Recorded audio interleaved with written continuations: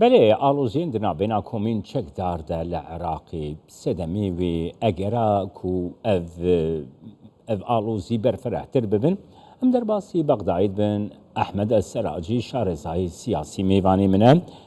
سلاف بوته برز سراجی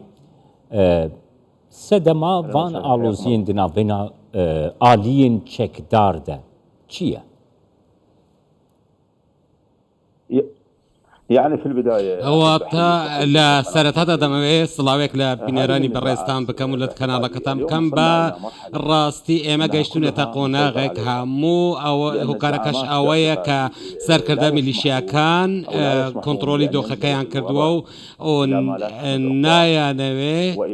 او يعني يخسرون او بيغانا لا دز بدن ك تشل الروسيا سياسيه وياخذ لغروي تشكداريا وك هاجمونيا بسر عراق دا سباندو بەڵام هەرچی ئەو ململانەیە کە ماوە ڕوودەدات بە تایبەت دوای کۆتایی هاتنی هەڵبژاردننی ئەنجومەنی پارێزگاکان و گۆڕانکاریە سیاسیەکان کە لە پارێزگاکان ڕوویان داوە لەوانەیە هۆکارێک بێت بۆ بەهۆی گۆڕانکاریەکان لە پۆستەکان و هەندێک لەو گۆڕانکاریانەدا هەندێک لە گروپانە زەرریان کردووە. هۆکاری دووەم ئەمڕۆ دەبینین کە چەکی بێمۆڵەت لە دەوڵەتی عێراق بە تایبەتیش دوای ساڵی 2003 ژمارەیەکی زۆری چەکی بێمۆڵەت لە هەموو سوچ و کۆڵانێکی عێراق بربڵاوە و زۆریش ئەستەمە کە حکوومەتی عێراق بتوانێت کۆنتترۆلی ئەو چەکانە بکات هەروەها هیچ ئیرادەیەکی سیاسیش نییە بۆ ئەوەی کۆنتترۆلی ئەو جۆرە چەکانە بکات کە زیانی زۆری بە پەیکەری عێراقی گەیاندووە تا ئەو ڕادەیەی کە عێراق و هەموو دام و دەستگاکانی کەوتونەتە ژێر پەتای ئەو بربڵاوی چەکی بێمۆڵەت ئەو لەوانەشە ئەمەش بەڵێ بله برێ سەراجی بەس دخوازم vê yekê bizanim niha tu dibêjî carna şer rû dide bes kesên berpirsyarê got hatin kuştin kesê got tê naskirin vê demê êgo hatine kuştin hene hevlingê birêz Amirî Pismamê wî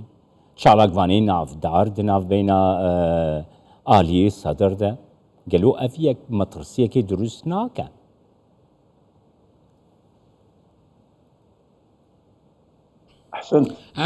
ڕاستە ئەوە تێبینیەکی زۆر باشە بەڵێ ڕاستە بەڵام ئەگەر ئێمە سەیری کاردانەوەکان بکەین دوای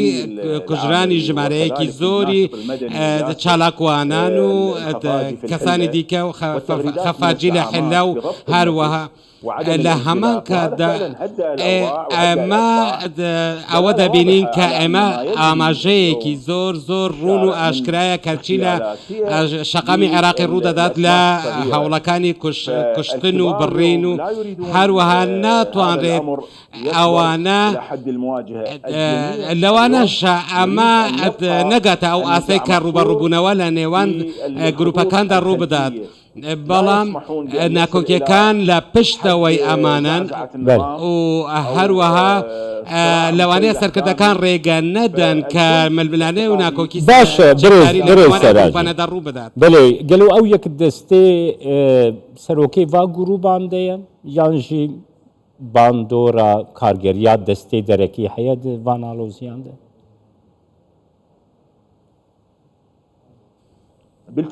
بەدڵنیاییەوە هەموو شتێک لە عێراق قابل پێشبینی کردنە لەوانەیە جگە لە دەستی دەرەکی دەستی ئابووری شەبێت ئەگەر ئێمە سەیری ڕاگەندراوەکانی وەزارەتی ناوخۆ بکەین ئەوان باسی ئەوە دەکەن کە ململانەکان لەسەر بواری داراییە یاخود لەسەر زەویە یاخود لەسەر خاکە ئەمانە هەمویان بە شێوەیەک لە شێوەکان لەوانەیە ڕەهەندێکی ئابووریشی هەبێت بۆیە ئەگەر ئێمە سەیری ئەو پشەویانە بکەین هەندێک لایەن کە فشار دەخەنە سەر وڵاتی عێراق و سەر حکوومەتی عێراق و لایەنەکان هەروەها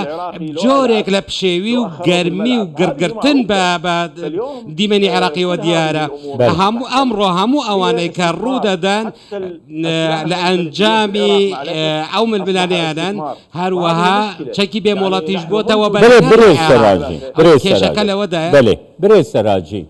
حکومت کاری دیگه حکومت جبوت نکاری کنترلی بکه تماشاوانه بوچه وهي المشكلة هنا كيشكل إرادة حكومات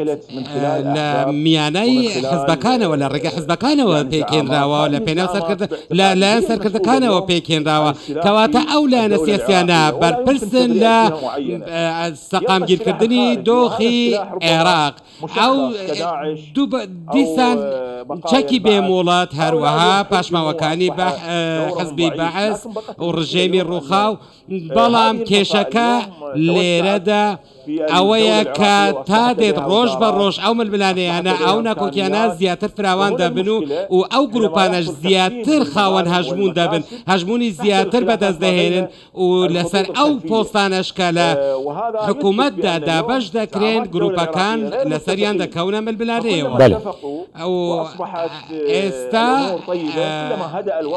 هەرچەندە سەرکردەکان لە یەکەوە نزیک بن ئەوا دەزانن ئێمە تێبینیشمان کردووە نزیکبوونەوەی سەرکردەکان لە یەک دۆخەکەش هێور بۆتەوە هەرچەندەش ناکۆکی لە نێوان سەرکردەکان ئەگەر چاویش نەبینرێت بەڵام کاتێک ناکۆکی دەکەونە نێوان گروپەکان ئەوە زانراوە کە سەرکردەکانیان ناکۆکن سپاسیاتت کەم ئەحمەد ئەلسەراجی شارەزای سیاسیش بەغدای گەلمە